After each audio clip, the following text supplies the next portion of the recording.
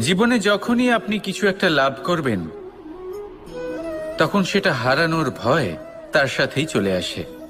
যেমন আপনি যদি ধন অর্জন করেন, ধন হারানোর ভয় তার সাথেই চলে আসে। সম্পত্তি অর্জন করলে সেটা লুট হবার ভয় তার সাথেই চলে আসে। আর এটা জীবনের সাথেও হয়।